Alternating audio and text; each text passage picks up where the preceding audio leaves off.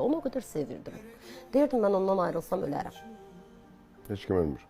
Heç kəs ölmür. Mən ona təşəkkür edirəm əslində. Nə yaxşı ki, həmin günü mənə xəyanət elədi. Getdim, icazə aldım, getdim evə.